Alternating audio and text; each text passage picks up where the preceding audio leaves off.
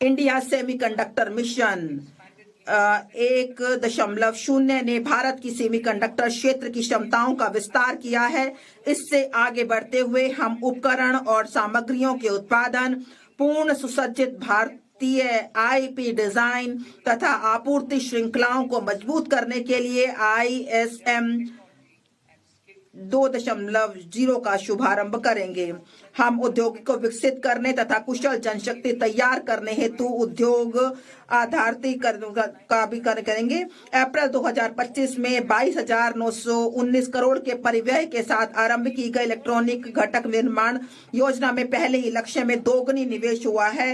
इस तेजी का लाभ उठाने के लिए हम परिव्यय को बढ़ाकर 40,000 करोड़ करने का प्रस्ताव करते हैं।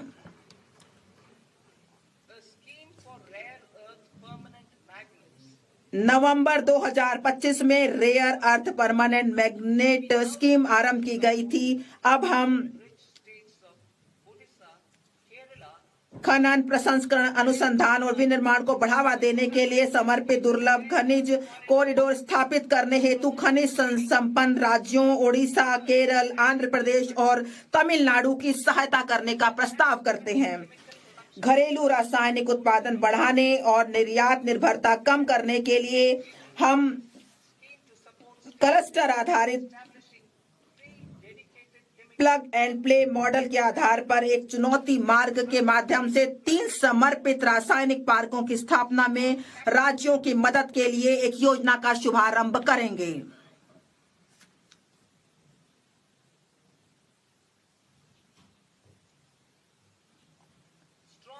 मजबूत पूंजीगत वस्तु सामर्थ्य सभी देश क्षेत्रों में उत्पादकता और गुणवत्ता का निर्धारक है। इस क्षमता के निर्माण हेतु मैं निम्नलिखित का प्रस्ताव करती हूँ।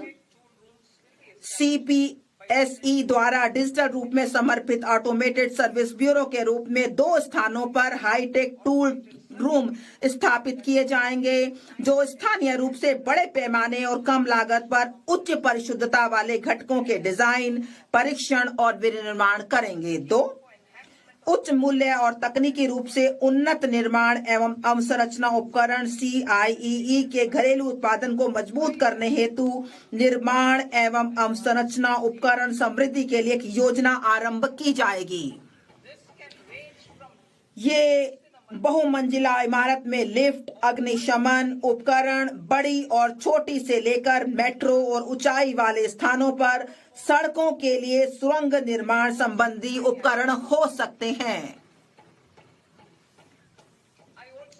मैं 5 वर्ष की अवधि के लिए 10,000 करोड़ के बजटीय आवंटन के साथ वैश्विक प्रतिस्पर्धा कंटेनर विनिर्माण परिवेश तैयार करने हेतु एक कंटेनर निर्माण योजना का भी प्रस्ताव करती हूँ।